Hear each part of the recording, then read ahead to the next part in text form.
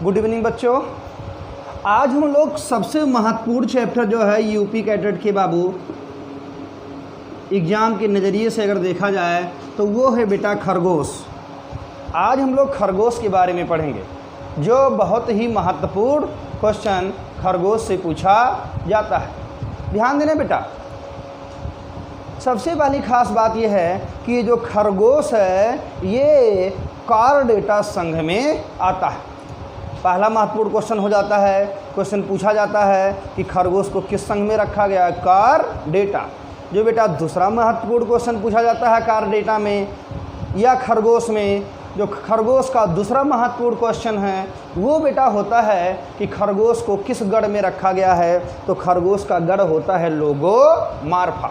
ठीक बाबू, जितनी खरगोश की क्रियाएं हैं, जितनी भी शरीर में खरगोश की क्रियाएं होती हैं वो सारी क्रियाएं मनुष्य के भी अंदर होती हैं। इसका मतलब सिर्फ और सिर्फ खरगोश बदनाम है, पढ़ना है हम लोग को अपने ही शरीर के बारे में। ठीक, ध्यान देना बेटा, खरगोश का गढ़ क्या होगा, लोगोमार्फा होगा। ये एग्जाम में पूछा जाता है, क्वेश्चन है। तो खरगोश का गढ़ क्या होता है, लोगोमार्फा होता है।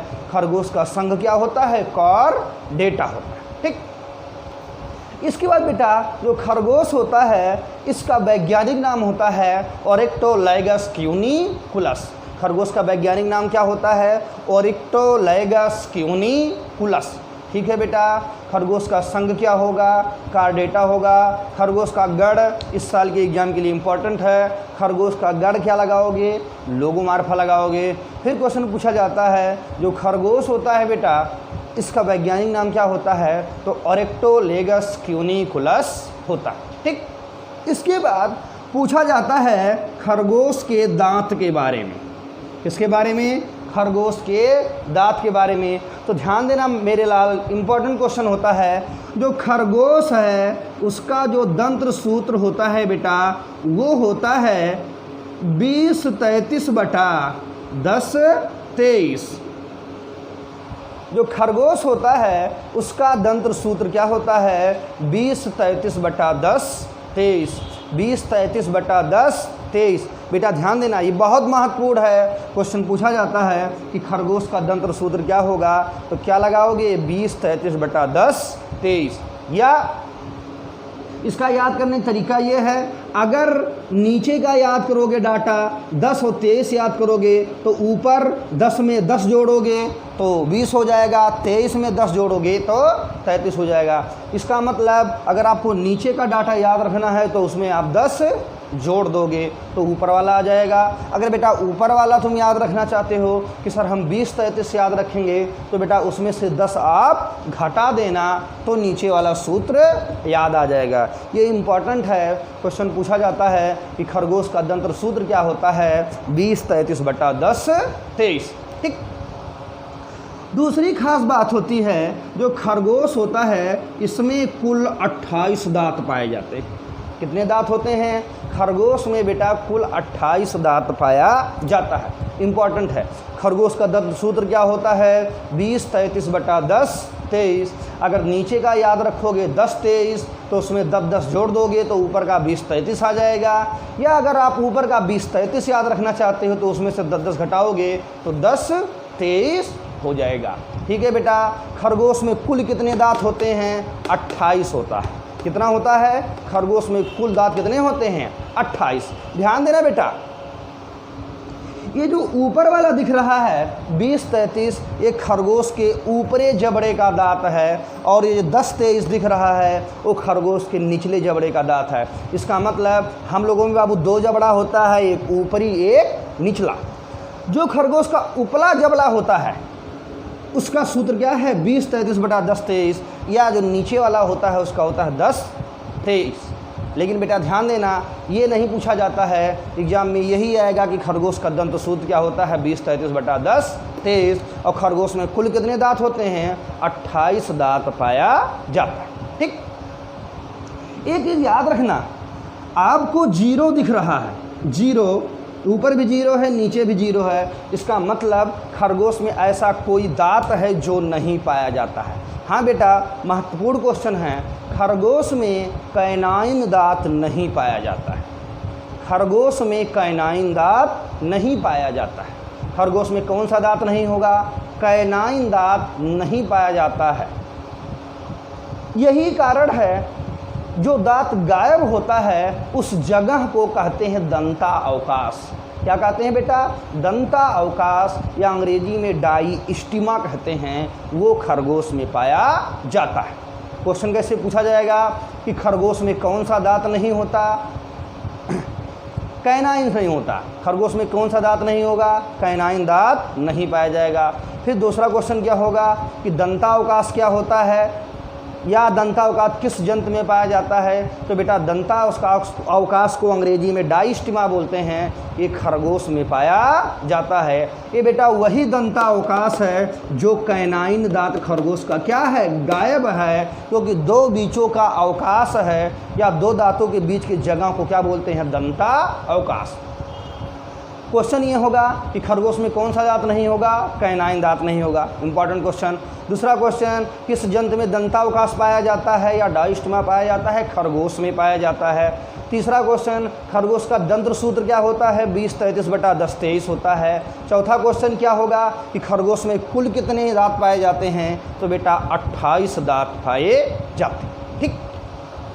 एक क्वेश्चन और आ सकता है कि खरगोश में कितने प्रकार के दांत होते हैं? तो बेटा खरगोश में 3 प्रकार के दांत पाए जाते हैं। खरगोश में कितने प्रकार के दांत पाए जाते हैं? 3 प्रकार के दांत पाए जाते हैं। किसमें? खरगोश में। ठीक, इंपॉर्टेंट था। ठीक है बेटा, इसके बाद थोड़ा सा और आगे हम लोग चलेंगे तो मनुष्य का भी दंत्र सूत्र याद कर लेंगे। तो बेटा जो मनुष्य होता है उसका जो दंत्र सूत्र होता है वो होता है 21-23/21-23। मनुष्य का दंत्र सूत्र क्या होगा? 21-23/21-23। देखो बाबू, हम लोगों में 11-21-51 शुभ माना जाता है। मनुष्य में शुभ 11-21-51 माना जाता है, लेकिन बेटा यहाँ तुम शुभ कितना मानोगे? 21। तो मनुष्य का दंत्र सूत्र क्या है? 21-23/21-23। 21-23/21-23। ये किसका दंत्र सूत्र होता है? मनुष्य का दंत्र सूत्र होता है। एक बाबू दंत्र सूत्र और याद कर लेना, चूहा का दंत्र सूत्र याद कर लेना। तो ये बेटा होता है 10-34/10-34। 10-34/10-34। मनुष्य का 21-23। मनुष्य का क्या होगा? 21-23 होगा। मनुष्य का क्या होगा? 21-23 होगा। चूहे का क्या होगा? 10-34 होगा। और मनुष्य का क्या होगा? 21-23 होता है। चूहे क्या होगा? 21-23/21-23 मनुष्य का। कुल दांत मनुष्य में कितने होंगे? 32 होंगे। चूहा का पूछा जाए तो क्या होगा? 10-34/10-34। और जो सबसे ज़्यादा इंपॉर्टेंट था वो क्या था? खरगोश 20-33/10-23। निचला डाटा याद करोगे 10 जोड़ दोगे, ऊपरा डाटा याद करोगे तो 10 उसमें क्या करोगे? घटा दोगे। ठीक है बेटा, तो और आगे चलते हैं हम लोग थोड़ा। ये बात हो गई दांत की।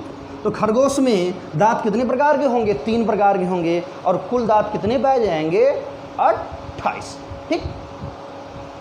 इसके बाद बाबू जो खरगोश होता है इसमें अमाशय पाया जाता है। क्या पाया जाता है? अमाशय, जिसको हम लोग पेट बोलते हैं।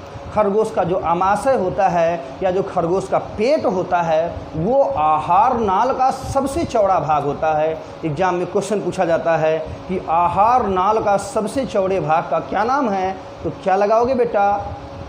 अमाशय, जिसको हम लोग पेट बोलते हैं। तो आहार नाल का सबसे चौड़ा भाग क्या होगा? अमाशय होता है या पेट होता है। ठीक। इसके बाद आती है जो खरगोश होता है, इसमें 2 आंतें होती हैं, एक छोटी आंत और एक बड़ी आंत। एक छोटी आंत और एक बड़ी आंत। जो सबसे महत्वपूर्ण क्वेश्चन है, छोटी आंत का जो प्रथम भाग है जिसका नाम है डेडुनम। क्या नाम है बेटा? डेडुनम है, जो जे आकार का होता है। किस आकार का होता है? जे आकार का होता है। ये एग्जाम में क्वेश्चन खूब पूछा गया है कि खरगोश के प्रथम भाग या खरगोश के प्रथम जो खरगोश का बाबू छोटी आंत होता है उसका प्रथम भाग क्या कहलाता है? डेडुनम। या क्वेश्चन पूछा जाता है कि डेडुनम जो होता है वो खरगोश के किस अंग से संबंधित है? तो बेटा आंत से संबंधित है। किससे संबंधित है? आंत से संबंधित है। डेडुनम कहाँ पाया जाता है? आंत पर पाया जाता है। इंपॉर्टेंट क्वेश्चन है। क्वेश्चन ये होगा कि खरगोश में डेडुनम किस अंग से संबंधित है बाबू? तो क्या लगाओगे? आंत। क्या लगाओगे? आंत, जिसको इंटेस्टाइन कहते हैं। ठीक। खरगोश की जो आंत होती है उसमें एक संरचना और पाई जाती है बेटा, जिसका नाम होता है बुर्नर ग्रंथि। कौन सी ग्रंथि? बुर्नर ग्रंथि। ये भी एग्जाम में पूछा गया क्वेश्चन है। क्वेश्चन पूछा जाता है कि खरगोश में बुर्नर ग्रंथि कहाँ पाई जाती है? तो बेटा खरगोश की जो बुर्नर ग्रंथि होती है वो छोटी आंत के इलियम भाग में पाई जाती है। किसमें पाई जाती है? छोटी आंत के इलियम भाग में पाया जाता है। ठीक है बेटा। बुर्नर ग्रंथि कहाँ होगी? आंत में होगी। वो भी कहाँ होगी? छोटी आंत में होगी। डेडुनम जे आकार का होगा। कहाँ होगा? ये भी छोटे आंत में होगा और ये आंत का प्रथम भाग होता है। और खरगोश में जो सबसे अधिक पाचन होता है बेटा, जो खरगोश में सबसे अधिक पाचन होगा वो छोटी आंत में होता है। कहाँ होता है? छोटी आंत में होता है खरगोश में सबसे ज़्यादा पाचन। ठीक है बेटा।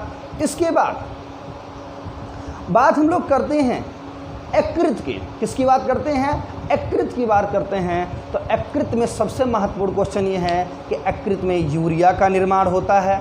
पहली खास बात, यूरिया का निर्माण जिस चक्र में होता है उसका नाम होता है क्रेब हैंसलिट चक्र। क्या होता है बेटा? क्रेब हैंसलिट चक्र होता है जिसमें यूरिया का निर्माण होता है। इसका मतलब आप ये बोल सकते हो कि यूरिया का निर्माण क्रेब हैंसलिट चक्र द्वारा होता है। अगर पूछा जाए किस में होता है तो आप किस में लगाओगे? यकृत में। तो यूरिया कहाँ बनेगी? यकृत में बनेगी। किस चक्र में बनेगी? क्रेब हैंसलिट चक्र में बनती है। और सबसे खास बात है बाबू, जो यूरिया है इसको बनने के लिए आर्जिनेज एंजाइम मदद करता है या आर्जिनेज एंजाइम का प्रयोग होता है। खूब एग्जाम में क्वेश्चन पूछा जाता है कि यूरिया को बनने के लिए किस एंजाइम का प्रयोग किया जाता है? आर्जिनेज।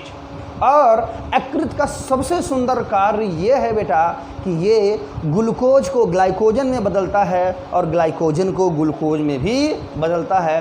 क्वेश्चन पूछा जाएगा निम्नलिखित में से कौन सा ऐसा अंग या कोशिकांग है जो ग्लूकोज को ग्लाइकोजन में या ग्लाइकोजन को ग्लूकोज में बदलता है? तो बेटा क्या लगाओगे? यकृत। क्या लगाओगे? यकृत। और बेटा यकृत सबसे बड़ी ग्रंथ भी होती है। यकृत से लगभग हर साल क्वेश्चन पूछा जाता है। यकृत से पहला क्वेश्चन क्या होगा? यूरिया का निर्माण कहाँ होगा? यकृत में। किस चक्र में होगा? क्रेब हैंसलिट चक्र में होगा। ठीक। यूरिया ग्लाइकोजन को ग्लूकोज में बदलेगा या ग्लूकोज को ग्लाइकोजन में बदलेगा। और बाबू यकृत सबसे बड़ी ग्रंथ होती है। यूरिया बनने में कौन सा एंजाइम मदद करता है? आर्जिनेज करता है। और यकृत जो होता है इसके अंदर पित्त रस का निर्माण होता है जो बहुत ही महत्वपूर्ण है। क्वेश्चन पूछा जाता है कि पित्त रस जिसको अंग्रेजी में बोलते हैं बाइल जूस, पित्त रस का निर्माण कहाँ होता है? यकृत में होता है। इंपॉर्टेंट है। फिर क्वेश्चन बेटा तुमसे पूछा जाएगा कि पित्त रस का कार्य क्या होता है? तो कार्य तो उसका बहुत ही सुंदर है जो कई बार एग्जाम में पूछा गया है, वसा का इमल्सीकरण करना। इसका मतलब जो पित्त रस होगा उसका कार्य होगा वसा का इमल्सीकरण करना। और पित्त रस बनेगा बेटा कहाँ? यकृत में या लीवर में बनता है। ठीक। इसके बाद बाबू एक एंजाइम है जिसका नाम है टाइलिन। क्या नाम है? टाइलिन है। एक एंजाइम है जिसका नाम है टाइलिन। ये बाबू स्टार्च का पाचन करता है। किसका पाचन करता है? स्टार्च का पाचन करता है। कभी कभी एग्जाम में पूछा जाता है कि टाइलिन किसका पाचन करता है? स्टार्च का पाचन करता है। जो सबसे सुंदर क्वेश्चन है एंजाइम में वो बेटा है पेप्सिन और ट्रिप्सिन एंजाइम। पेप्सिन और ट्रिप्सिन एंजाइम, ये जो पेप्सिन एंजाइम होता है और जो ट्रिप्सिन एंजाइम होता है, ये दोनों बेटा प्रोटीन का पाचन करते हैं। किसका पाचन करते हैं? प्रोटीन का। अगर एग्जाम में पूछा जाए कि पेप्सिन या ट्रिप्सिन का क्या कार्य होता है, तो ये बेटा किसका पाचन करते हैं? प्रोटीन का करते हैं। टाइलिन बेटा किसका पाचन करता है? स्टार्च का करता है। टाइलिन किसका पाचन करेगा? स्टार्च का करेगा। किसका करेगा? स्टार्च का करेगा। और पेप्सिन और ट्रिप्सिन किसका करेगा? प्रोटीन का ये लोग पाचन करते हैं। इसके बाद बेटा ये जो खरगोश होता है, इसमें सेलुलोज का पाचन, खरगोश जो होता है उसमें सेलुलोज का पाचन सीकम में होता है। किसमें होता है? सीकम में। इस साल के लिए महत्वपूर्ण क्वेश्चन है, पूछा जा सकता है कि खरगोश में सेलुलोज का पाचन कहाँ होता है? सीकम में होता है। कहाँ पाचन होता है? सीकम में होता है सेलुलोज का पाचन। ठीक। इसके बाद बेटा क्वेश्चन क्या होगा? मैंने एक बार तुमको बता चुके हैं कि अल्फा कोशिका, लैंगरहैंस की अल्फा कोशिका से ग्लूकागन हार्मोन निकलेगा जो रक्त में ग्लूकोज की मात्रा को बढ़ाता है। ध्यान देना बाबू, अल्फा कोशिका इंपॉर्टेंट है। अल्फा कोशिका से ग्लूकागन हार्मोन निकलेगा जो ग्लूकोज की मात्रा को बढ़ाएगा। बीटा कोशिका से इंसुलिन हार्मोन निकलता है जो ग्लूकोज की मात्रा को घटाता है। इसका मतलब अल्फा कोशिका और बीटा कोशिका एक दूसरे के विपरीत कार्य करती हैं। अल्फा कोशिका से हार्मोन कौन सा निकलेगा? ग्लूकागन निकलेगा। बीटा से कौन सी निकलेगी? इंसुलिन निकलेगी। और ग्लूकागन क्या करेगा? ग्लूकोज की मात्रा बढ़ाएगा। और इंसुलिन क्या करेगी? ग्लूकोज की मात्रा को घटाएगी। बेटा एग्जाम में जरूर पूछा जाना चाहिए कि अल्फा कोशिका से कौन सा हार्मोन निकलेगा? ग्लूकागन। और बीटा से इंसुलिन। और दोनों का कार्य आप लोगों को पता है। ठीक। और सेलुलोज का पाचन कहाँ होगा? सीकम में होता है। किसमें? खरगोश में। इसके बाद बेटा आता है खरगोश का जो मुख्य श्वसन अंग होता है वो फेफड़ा होता है। जो खरगोश है बेटा, इसका जो मुख्य श्वसन अंग है, जो खरगोश होता है इसका जो मुख्य श्वसन अंग है वो होता है फेफड़ा होता है। और फेफड़े की झिल्ली को प्ल्यूरा कहते हैं। क्या कहते हैं? प्ल्यूरा कहते हैं। खरगोश का मुख्य श्वसन अंग क्या होगा? फेफड़ा होगा। और फेफड़े की झिल्ली को क्या बोलोगे? प्ल्यूरा बोला जाता है। ध्यान देना बेटा, जो खरगोश होता है उसके श्वसन में 4 अभिक्रियाएं थी। मैंने आपको बताया था सबसे पहली अभिक्रिया थी ग्लाइकोलिसिस। कान खोल के सुनना इंपॉर्टेंट है। ग्लाइकोलिसिस का दूसरा नाम होता है ईएमपी पाथवे, क्योंकि ईएमपी वैज्ञानिक का नाम है इम्बडन मेयर पाथवे। यानी ग्लाइकोलिसिस का दूसरा नाम होता है ईएमपी पाथवे या इम्बडन मेयर पाथवे। ग्लाइकोलिसिस का दूसरा नाम क्या होता है? EMP pathway. ग्लाइकोलिसिस का दूसरा नाम क्या होता है? ईएमपी पाथवे या इम्बडन मेयर पाथवे। और बेटा ये कोशिका द्रव्य में होती है या साइटोप्लाज्म में होती है। बहुत ज़्यादा इंपॉर्टेंट है। ग्लाइकोलिसिस कहाँ होगी? कोशिका द्रव्य में होती है। ग्लाइकोलिसिस को ईएमपी पाथवे भी बोलते हैं। ध्यान देना बेटा, इसके बाद हम बताए थे जो ग्लाइकोलिसिस होता है इसका मुख्य उत्पाद पायरुविक अम्ल होता है। ग्लाइकोलिसिस का मुख्य उत्पाद क्या होगा? पायरुविक अम्ल। ये तो और ही ज़्यादा इंपॉर्टेंट है। और तीसरा सबसे ज़्यादा इंपॉर्टेंट ग्लाइकोलिसिस का ये है कि ये ग्लाइकोलिसिस एक ऐसी अभिक्रिया है, ग्लाइकोलिसिस एक ऐसी अभिक्रिया है जो ऑक्सीशोषण और अनॉक्सीशोषण दोनों प्रकार के जंतुओं में पाई जाती है। चाहे जंतु ऑक्सीशोषण करे चाहे जंतु अनॉक्सीशोषण करे, दोनों में ग्लाइकोलिसिस नाम की अभिक्रिया पाई जाएगी। इसका मतलब ये हुआ कि ग्लाइकोलिसिस कहाँ होगी? कोशिका द्रव्य में होगी। दूसरा नाम क्या होगा? ईएमपी पाथवे, क्योंकि इम्बडन मेयर वैज्ञानिक का नाम है। फिर दूसरा क्वेश्चन क्या होगा? ग्लाइकोलिसिस का मुख्य उत्पाद क्या होता है? पायरुविक अम्ल होता है। तीसरा क्वेश्चन ये क्या होगा कि ग्लाइकोलिसिस ऑक्सीशोषण और अनॉक्सीशोषण दोनों प्रकार के जंतुओं में पाया जाता है। इसके बाद बेटा एक एंजाइम था, लिंकर एंजाइम था, या जिसको जोड़ने वाला एंजाइम कहते थे। हम बताए थे तुमको लिंकर एंजाइम या जोड़ने वाला एंजाइम, उसका नाम होता है एसिटाइल कोएंजाइम ए। ये भी एग्जाम में पूछा गया है कि लिंकर एंजाइम या जोड़ने वाला एंजाइम किसका दूसरा नाम है? तो लिंकर एंजाइम या जोड़ने वाले एंजाइम का नाम है एसिटाइल कोएंजाइम ए। इंपॉर्टेंट है बेटा, लिंकर एंजाइम या जोड़ने वाला एंजाइम किसे कहते हैं? एसिटाइल कोएंजाइम ए कहते हैं। और ये बेटा जोड़ता किसको किसको है? ग्लाइकोलिसिस और क्रेब्स चक्र को। क्वेश्चन पूछा जाए कि ग्लाइकोलिसिस और क्रेब्स चक्र को जोड़ने वाले एंजाइम का क्या नाम है, तो आप लगाओगे एसिटाइल कोएंजाइम ए। इसके बाद बाबू जो अगला आता था क्रेब्स चक्र आता था। क्या आता था क्रिया का नाम? क्रेब्स चक्र था। ये माइटोकॉन्ड्रिया के मैट्रिक्स में होता था। क्वेश्चन पूछा जाए कि क्रेब्स चक्र नाम की क्रिया कहाँ होती है? माइटोकॉन्ड्रिया के मैट्रिक्स में होती है। फिर अगर तुमसे क्वेश्चन पूछा जाए कि क्रेब्स चक्र का मुख्य उत्पाद क्या होता है, तो बेटा ये भी इंपॉर्टेंट है। जो क्रेब्स चक्र होता है उसका मुख्य उत्पाद सिट्रिक अम्ल होता है। क्या होता है? सिट्रिक अम्ल होता है क्रेब्स चक्र का मुख्य उत्पाद। ठीक। इसके बाद क्वेश्चन पूछा जाता है कि मनुष्य या खरगोश में आवाज़ उत्पन्न करने वाले अंगों को क्या कहते हैं? तो बेटा जो आवाज़ उत्पन्न करने वाला अंग होता है उसको लैरिंग्स कहते हैं। क्या कहते हैं? लैरिंग्स। आवाज़ उत्पन्न करने वाला अंग मनुष्य या खरगोश में उसे क्या बोलते हैं? लैरिंग्स बोलते हैं। लेकिन पक्षियों में आवाज़ उत्पन्न करने वाले अंग को साइरिंग्स बोलते हैं। क्या बोलते हैं? साइरिंग्स। अगर मनुष्य पूछा जाए या खरगोश पूछा जाए आवाज़ उत्पन्न करने वाला अंग, तो क्या लगाओगे? लैरिंग्स। और अगर पक्षी पूछी जाए तो क्या लगाओगे बेटा? साइरिंग्स होती है। क्या होती है? साइरिंग्स होती है।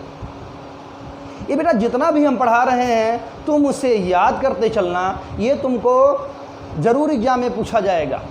अभी आपके पास 6-7 दिन समय है, आप इसको याद कर सकते हो, उसमें कोई दिक्कत नहीं है बेटा। बेटा जो खरगोश होता है ये अपने मल को खुद खा जाता है। इसका मतलब ऐसे जंतु जो अपने मल को खाते हैं उनको कार्पोफैगस कहते हैं। क्या कहते हैं? कार्पोफैगस। इसका मतलब जो खरगोश होता है ये खुद ही अपने मल को क्या करता है? खा लेता है। इसके बाद बेटा आता है, हम लोग रक्त की बात करते हैं तो सबसे महत्वपूर्ण क्वेश्चन को पूछा जाता है कि रक्त की परिभाषा क्या होती है? तो बेटा रक्त एक तरल संयोजी ऊतक है। एग्जाम में खूब क्वेश्चन पूछा गया है कि रक्त क्या होता है? तो रक्त एक प्रकार का तरल संयोजी ऊतक है। रक्त क्या होता है? रक्त एक प्रकार का तरल संयोजी ऊतक होता है। ठीक बेटा, ध्यान देना।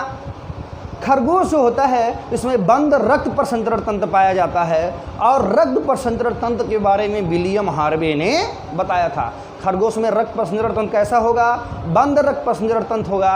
और किसने बताया था रक्त प्रसंचरण तंत्र के बारे में? रक्त प्रसंचरण तंत्र के बारे में विलियम हार्वे ने बताया था। किसने बताया था? विलियम हार्वे ने बताया था। ठीक।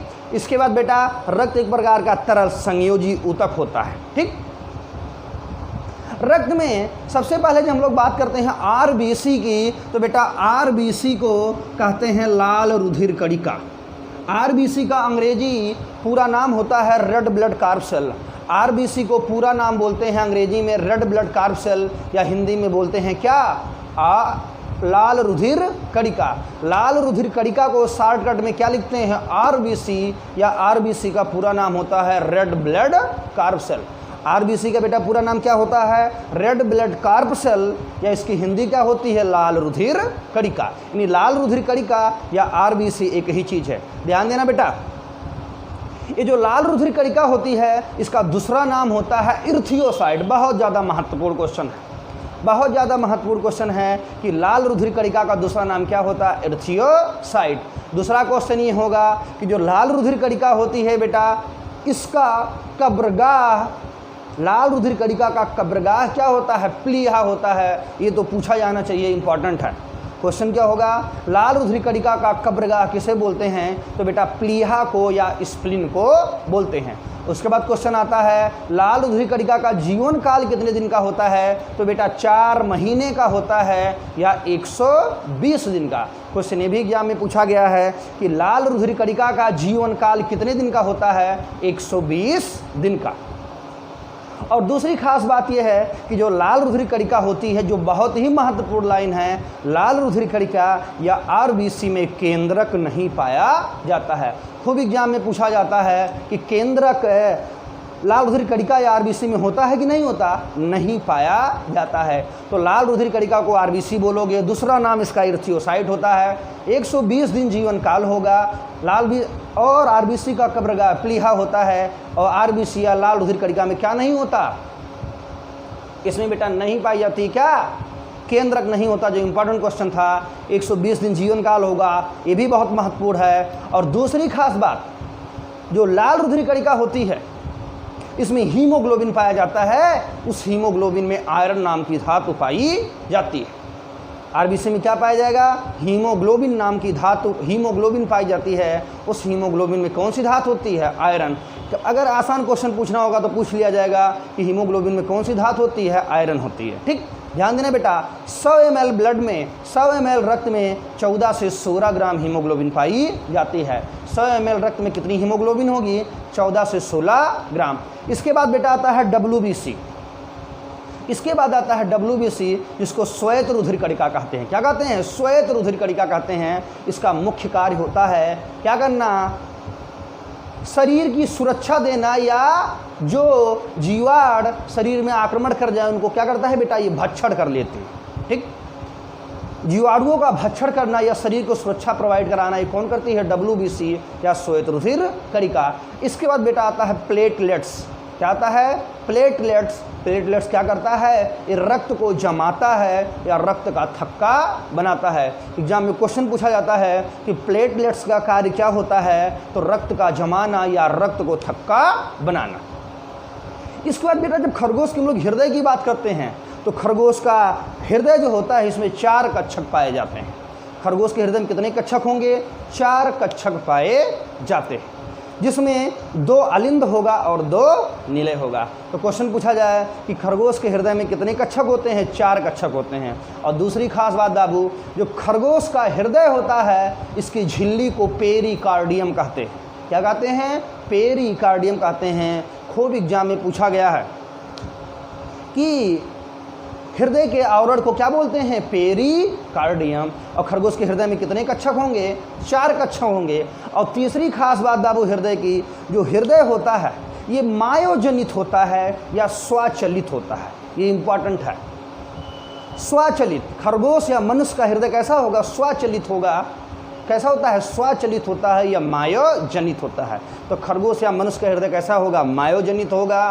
कितने कक्षक होंगे बेटा? 4 कक्षक होंगे। कितने कक्षक होंगे? 4 कक्षक। और इसके आवरण को क्या बोलोगे? पेरिकार्डियम। ठीक, एक क्वेश्चन और है, जो हृदय होता है बेटा इसमें अलिंद और नीलय के दीवालों के बीच कुछ कपाट पाए जाते हैं या वाल पाया जाता है। अलिंद और नीलय के बीच कुछ कपाट पाए जाते हैं या वाल पाए जाते हैं। ये बेटा ऐसे ही वाल होते हैं जैसे साइकिल की छुच्छियों में पाया जाता है। अगर बेटा वाल ख़राब हो गया साइकिल की छुच्छी का तो हवा निकल जाता है। ऐसे ही कुछ वाल हम लोग के हृदय में भी पाया जाता है। बहुत इंपॉर्टेंट क्वेश्चन है, बहुत ध्यान से सुनना। दाहिने अलिंद और नीले के बीच त्रिबलन वाल।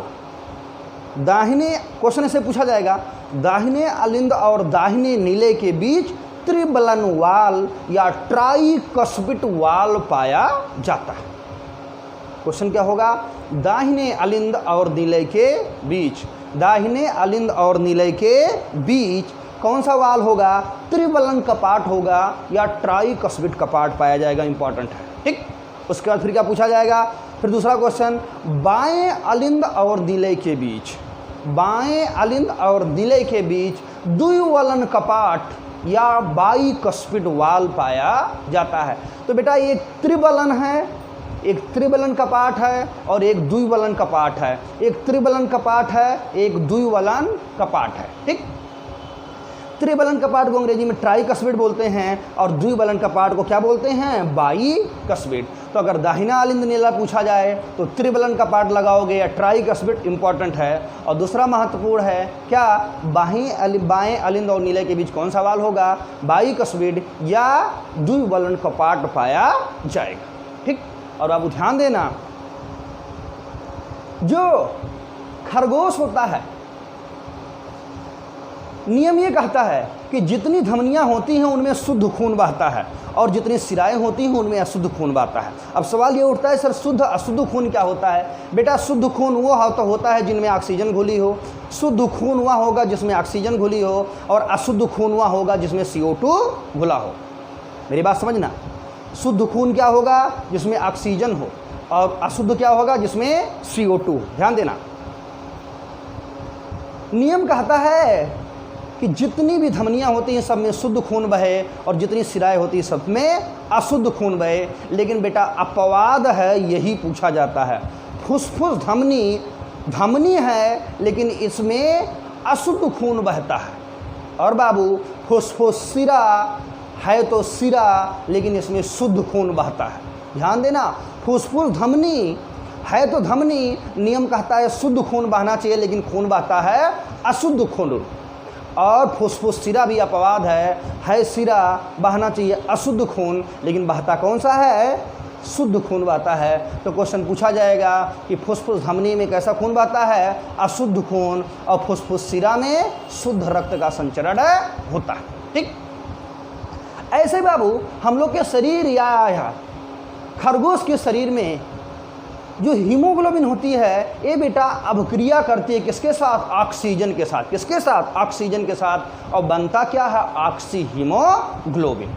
इसका मतलब हम लोगों में या खरगोश में ऑक्सीजन का संवहन किसके रूप में होता है, ऑक्सी हीमोग्लोबिन के रूप में होता है। हम लोगों में या खरगोश में ऑक्सीजन का संवहन किसके रूप में होता है, तो बेटा होता है ऑक्सी हीमोग्लोबिन के रूप में होता है। इसके बाद बाबू जो खरगोश का मुख्य उत्सर्जी अंग होता है वो होता है वृक्क। हम लोगों का या खरगोश का मुख्य उत्सर्जी अंग क्या होता है, वृक्क होता है। ठीक, या किडनी होती है, 2 किडनियाँ होती हैं और सेम के बीज जैसा होता है। कैसा होता है बेटा, सेम के बीज जैसी हम लोग की किडनियाँ होती हैं। किडनी कितनी पाई जाती है, 2। तो क्वेश्चन पूछा जाए कि खरगोश का मुख्य उत्सर्जी अंग क्या है, वृक्क या किडनी। ठीक, ध्यान देना बाबू, ये जो वृक्क होता है इसका मात्रक नेफ्रॉन होता है। खूब एग्जाम में पूछा गया है कि वृक्क का मात्रक क्या होता है, नेफ्रॉन। वृक्क का मात्रक क्या होता है, नेफ्रॉन होता है। ध्यान देना बेटा, जो भी जंतु धरती पर पाए जाते हैं उनका मुख्य उत्सर्जी पदार्थ यूरिया होता है। ध्यान से समझना, ऐसे जंतु जो धरती पर पाए जाते हैं उनका मुख्य उत्सर्जी पदार्थ यूरिया होता है और ऐसे जंतु को यूरियोटिलिक कहते हैं। खूब समझना, ये थोड़ा कन्फ्यूजन है, याद करना। ऐसे जंतु जो धरती पर पाए जाते हैं उनका मुख्य उत्सर्जी पदार्थ यूरिया होता है और ऐसे जंतु को यूरियोटिलिक कहते हैं। ठीक, इसका उदाहरण है क्या, खरगोश और मनुष्य। हम लोग कैसे हैं, यूरियोटिलिक हैं, धरती पर पाए जाते हैं और हम लोग का मुख्य उत्सर्जी पदार्थ क्या है, यूरिया। ठीक, ध्यान से समझना, ऐसे जंतु जो धरती पर पाए जाएंगे, धरती के ऊपर पाए जाएंगे, उनका मुख्य उत्सर्जी पदार्थ क्या होगा, यूरिया होगा और ऐसे जंतु को यूरियोटिलिक कहते हैं। उसका उदाहरण क्या है, मनुष्य और खरगोश। दूसरा समझना, कीटों और पक्षियों का मुख्य उत्सर्जी पदार्थ क्या होता है, यूरिक अम्ल होता है और ऐसे जंतु को यूरिकोटिलिक कहते हैं। कीट हम आर्थ्रोपोडा संघ में पढ़ाए थे, इंसेक्टा वर्ग में बेटा तुमको बताए थे कीटों के बारे में। काकरोच या तिलचट्टा क्या था, कीट था। ठीक, यूरिक अम्ल कीट और जो पक्षी होंगे, कीटों और पक्षियों का मुख्य उत्सर्जी पदार्थ क्या होता है, यूरिक अम्ल होता है। कीटों और पक्षियों का मुख्य उत्सर्जी पदार्थ क्या होता है, यूरिक अम्ल होता है और ऐसे जंतु को यूरिकोटिलिक कहते हैं। और बेटा जो जंतु जलीय होते हैं जैसे मछली, ऐसा बेटा जो जंतु जो जलीय होते हैं जैसे मछली, तो जलीय जंतुओं का मुख्य उत्सर्जी पदार्थ अमोनिया होता है। ऐसे जंतु को अमोनोटिलिक कहते हैं। तो हर बार लगभग पूछा जाता है यूरिकोटिलिक क्या होता है, यूरियोटिलिक क्या होता है, अमोनोटिलिक क्या होता है और किसका क्या उदाहरण है। बेटा हम ग्रुप में इस चीज़ का नोट्स डाल चुके हैं, सीट डाल दिए हैं। आप थोड़ा सीट से पढ़ लोगे और ये वीडियो देख लोगे तो आपको सारी चीज़ें याद हो जाएंगी। ठीक, यूरिकोटिलिक, यूरियोटिलिक, अमोनोटिलिक। ठीक, और वृक्क का जो मात्रक होता था वो क्या होता था, नेफ्रॉन होता था। बेटा ध्यान देना, जो खरगोश होता है इसकी किडनी कैसा होती है, वृक्क, सेम के बीज का आकार का। और इसी वृक्क में कुछ 2-3 संरचनाएं होती हैं। एक नाम है बाबू पीसीटी। क्या नाम है, पीसीटी, और एक है डीसीटी और एक है हेनले लूप। एक है बेटा पीसीटी, एक है डीसीटी, एक है हेनले लूप। तो ध्यान देना, पीसीटी और हेनले लूप ये वृक्क के कार्टेक्स भाग में पाया जाता है। इंपॉर्टेंट क्वेश्चन पूछा गया है, क्वेश्चन पूछा गया महत्वपूर्ण है कि पीसीटी और कार्टेक्स, पीसीटी और हेनले लूप, पीसीटी और हेनले लूप कहाँ पाया जाता है? वृक्क के कार्टेक्स में पाया जाता है। पीसीटी का पूरा नाम होता है प्रॉक्सिमल कॉन्वोल्यूटेड ट्यूब्यूल। पीसीटी का पूरा नाम क्या होता था? Proximal convoluted tubule. PCT short में बोलते हैं, इसका पूरा नाम होता है proximal convoluted tubule. Proximal convoluted tubule, इसको शॉर्टकट में पीसीटी बोलते हैं। और हेनले लूप ये वृक्क के कार्टेक्स भाग में पाया जाता है। और बेटा एक संरचना और होती है जिसका नाम है डीसीटी। क्या नाम है? डीसीटी। ये वृक्क के मेडुला में पाया जाता है। लिख के याद करना इंपॉर्टेंट है।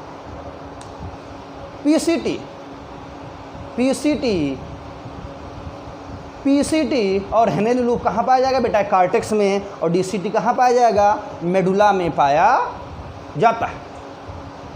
ठीक, ध्यान देना बेटा। एक क्वेश्चन और यहां पूछा जाता है कि बेटा किडनी का मात्रक क्या होता था? नेफ्रॉन। ये जो वृक्क होता था किडनी, इसके दो भाग थे, कार्टेक्स एक मेडुला। लेकिन जो महत्वपूर्ण क्वेश्चन पूछा गया वो ये पूछा गया है कि हेनले लूप किडनी के किस भाग में होता है? मेडुला में होता है। ये याद रखना बेटा, इंपॉर्टेंट क्वेश्चन है।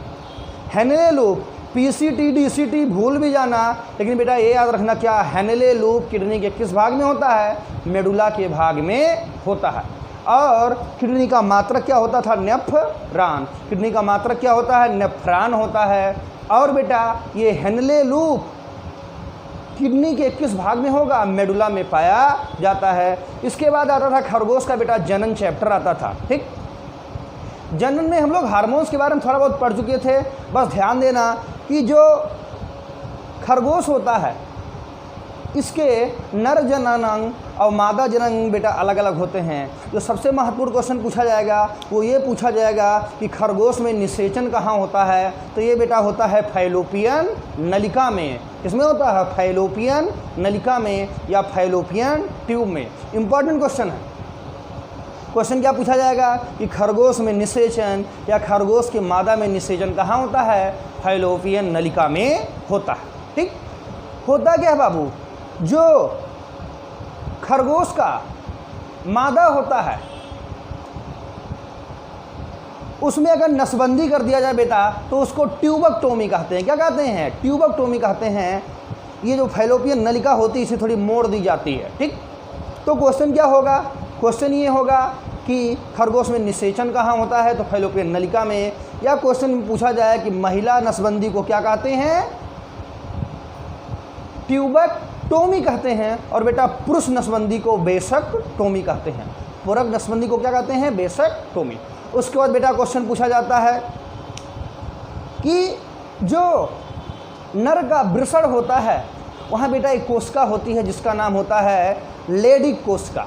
क्वेश्चन इंपॉर्टेंट है। क्वेश्चन पूछा जाता है लेडी कोशिका कहाँ पाई जाती है? तो बेटा लेडी कोशिका नर के वृषण में पाई जाती है। और ये एंड्रोजन या टेस्टोस्टेरोन नाम का हार्मोन निकालती है। याद रखना बेटा, नर में हार्मोन निकलेगा, नर के वृषण में, वृषण हम लोग के दो होते हैं। जो नर का वृषण होता है उसमें लेडी कोशिका होगी जो कौन सा हार्मोन निकालेगी? एंड्रोजन या टेस्टोस्टेरोन हार्मोन निकालती है। इंपॉर्टेंट है। क्वेश्चन पूछा जाता है कि एंड्रोजन या टेस्टोस्टेरोन हार्मोन कौन निकालती है? लेडी कोशिका पाई कहाँ जाती हैं? नर के वृषण में। ठीक, ठीक इसी प्रकार बाबू जो मादा होता है, मादा के भी में एक विशेष कोशिका होती है जिसका नाम होता है कार्पस ल्यूटियम। कार्पस ल्यूटियम एक विशेष कोशिका होती है जिसको क्या बोलते हैं? Corpus luteum. बेटा इस कार्पस ल्यूटियम से हार्मोन जो निकलता है उसका नाम है प्रोजेस्टेरॉन। क्या है? प्रोजेस्टेरॉन। कार्पस ल्यूटियम से प्रोजेस्टेरॉन नाम का हार्मोन निकलता है जो गर्भावस्था को क्या करेगा? बनाए रखेगा। यानी इंपॉर्टेंट क्वेश्चन है कि कार्पस ल्यूटियम से कौन सा हार्मोन निकलता है? प्रोजेस्टेरॉन हार्मोन निकलता है। ये पूछा जा सकता है। और दूसरा क्वेश्चन क्या होगा कि प्रोजेस्टेरॉन हार्मोन का काम क्या होगा? तो गर्भावस्था को बनाए रखना। ठीक, इसके अलावा बाबू नर में एक कोशिका और होती है जिसका नाम होता है सर्टोली कोशिका। नर में एक कोशिका और होती है जिसका नाम होता है सर्टोली कोशिका। और ये जो सर्टोली कोशिका होती है ये करती क्या है? सर्टोली कोशिका जो नर का शुक्राणु होता है उसे पोषण प्रदान करती है। ये भी खूब एग्जाम में पूछा गया है कि सर्टोली कोशिका का मुख्य कार्य क्या होता है, तो नर में शुक्राणु को क्या करना, पोषण प्राप्त करना। नर के शुक्राणु होते हैं, जो नर में शुक्राणु होगा उसको क्या करेगा, पोषण उपलब्ध कराएगा। कौन, सर्टोली कोशिका। और खरगोश में जन निषेचन कहाँ होता है बाबू, तो फैलोपियन नलिका के अंदर होता है क्या, निषेचन। आपको ट्यूबकटोमी बता दी है, पुरुष नसबंदी को क्या बोलोगे, वेसेक्टोमी, महिला को ट्यूबकटोमी। और बेटा ध्यान देना, प्रोस्टेट ग्रंथ और काउपर ग्रंथ ये नर में पाया जाता है, मादा में नहीं पाया जाता। ये भी इम्पॉर्टेंट क्वेश्चन है। काउपर ग्रंथ या प्रोस्टेट ग्रंथ किसमें होगी, नर में पाई जाएगी, मादा में नहीं होगी। तो बस बेटा इतना पूरा खरगोश के बारे में था। अगर इतना आप याद कर लोगे तो लगभग ज़्यादातर चीज़ें आप खरगोश में कर लोगे। आपको याद रखना है बेटा, लगभग खरगोश के जितने भी क्वेश्चन पूछे जाएंगे, लगभग जो ये लेक्चर है इसी के आसपास पूछे जाएंगे। तो ये लेक्चर बेटा बहुत ही ध्यान से देखना, और इसका नोट्स आप लोग को मैं ग्रुप में ऑलरेडी भेज चुका हूँ। ठीक है बेटा, थैंक यू, धन्यवाद। अगला वीडियो बाबू आपको कल सुबह मिलेगा। Thank you.